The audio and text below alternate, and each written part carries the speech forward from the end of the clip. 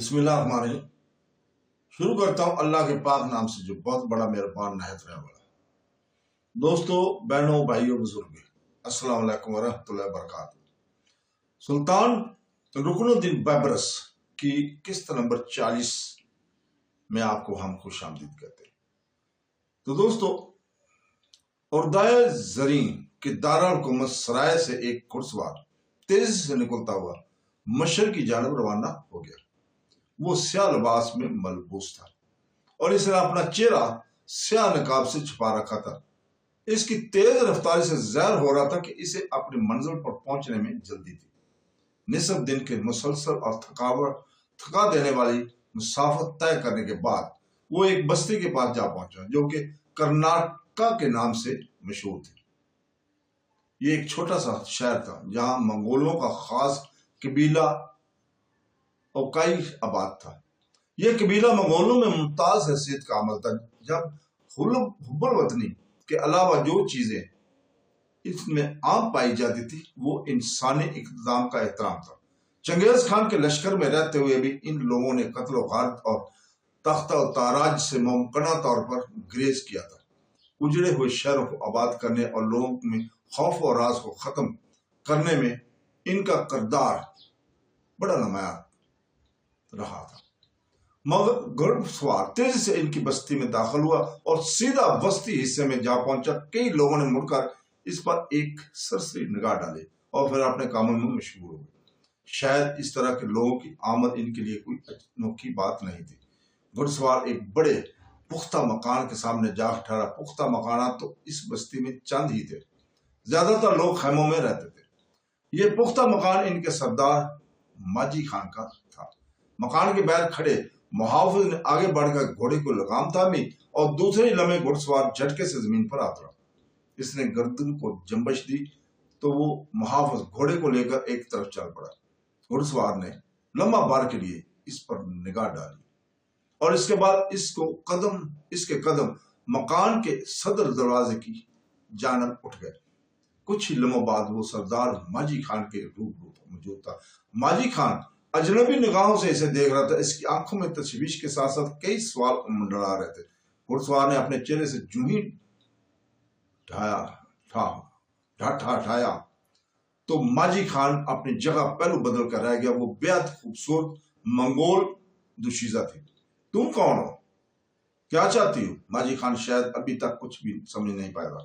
سردار ماجی خان، اس کے نرم لہجے میں لب ہلے، میں تم سے یادوانی آسمان کے نام پر مدد طلب کرنے آئی ہوں۔ میں کہوں یہ تمہارے لیے اہم نہیں ہے، بس یہ سمجھ لو کہ میں مصائب کی مالک ہوں۔ بھلا میں تمہاری کیا مدد کر سکتا ہوں؟ میرے باپ نے ایک مسلمان خاندان کو امان دے رکھی تھی، اس طرح وہ ہمارے معزز مہمان تھے۔ ہمیں منگولیہ روایات کے مطابق ان کی مکمل حفاظت کرنا تھی۔ اس مسلمان خاندان کے سربراہ کا ایک طاقتور قبیلے سے جھگڑا ہو گیا جس پر وہ اسے قتل کرنے پر تل گیا۔ اتفاق سے اس قبیلے کا ایک فرد مسلمانوں کے ہاتھوں قتل ہو گیا۔ یہاں کے غصے کو بھڑکانے کے لیے کافی تھا۔ انہوں نے سب باتوں کو پست پشت رکھتے ہوئے اس خاندان پر حملہ کر دیا۔ ان لوگوں کے تحفظ کی خاطر میرا باپ اور میرے بھائی خونی میدان میں اترے اور پھر دیکھتے ہی دیکھتے اس قبیلے نے اس مسلمان خاندان کے بزرگ لوگوں کو بڑی بے دردی سے قتل کر دیا۔ عورتوں کی پامالی کی گئی اور میرے باپ اور بھائی کو ان کی مدد کرنے کے جرم میں موت کی گھاٹ اتار دیا۔ وہ بری پہ کر بولتے بولتے رک گئی تھی۔ دبی دبی سی سسکیاں اس کے لینے لگی تھی۔ اس کی آنکھوں میں شبنم کے موتی جمگا رہے تھے۔ میں سب سمجھ گیا ہوں، تم بالکل فکر نہ کرو، میں تمہاری ہر طرح سے مدد کرنے کو تیار ہوں۔ تم یہ واضح کر دو کہ تم اب کیا چاہتی ہو۔ میں اس لیے آپ کے پاس آئی ہوں کہ اس مسلمان خاندان کے ایک نوجوان ابھی تک ان لوگوں کے قبضے میں ہے اور مجھے پتا چلا ہے کہ اسے چند دنوں میں قتل کر دیا جائے گا۔ میں یہ چاہتی ہوں کہ میرے باپ نے جس خاندان کو ایمان دی تھی کم سے کم اس کا آخری چشم چراغ زندہ بچ جائے۔ وہ اپنے پہلو سے آنسو صاف کرنے کی کوشش کرنے لگی۔ میں اپنے تئیں پوری کوشش کروں گا کہ وہ اس کو زندہ بچا لوں، مگر ابھی تک تم ان لوگوں کی بابت کچھ نہیں بتا رہی ہو۔ ظلم اٹھایا ہے کہ وہ سرخ قبیلے کے لوگ تھے. میں نہیں جانتی کہ ان کا تعلق کس طبقہ سے تھا اور کس سرخ قبیلہ سے. ماجی خان حقارت سے بولا منگولوں میں سے اگر یہ قبیلہ مٹ جائے تو خون کی ندیاں بہنا ہمیشہ کے لیے بند ہو جائے. خون کے پیاسے وحشی درندے. اس کے لہجے میں ان کے لیے گہری نفرت موجود تھی.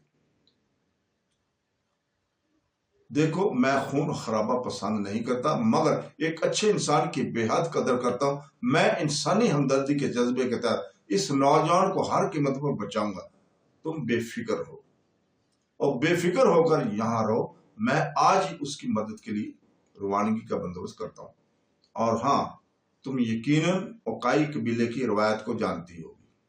ہم بلا معاوضہ کسی کی مدد نہیں کرتے. سردار ماجی میں جانتی ہوں اس لیے تمہارے پاس آئی ہوں. یہ رہا تمہارا معاوضہ. اس نے پہلو میں بندی ہوئی چھوٹی سی تھیلی اس کی جانب بڑھائی. سردار ماجی خان نے تیزی سے وہ تھیلی تھامی اور اپنے ہاتھ پر الٹ دی. اس میں بڑی مقدار میں سونے کے سکے موجود تھے. سردار ماجی نے مسکراتے ہوئے سر ہلایا اور گویا ہوا ازکائی روایت کے مطابق تمہیں یہاں پناہ مل سکتی ہے. اگر تم چاہو تو یہی مستقل طور پر مقیم ہو سکتی ہو. میں یہاں نہیں رہ سکوں گی.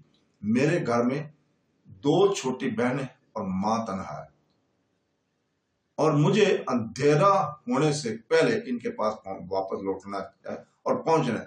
آپ بس اتنی مہربانی کر دیجیے کہ اس نوجوان کی رہائی دلا کر آزاد کر دیجیے.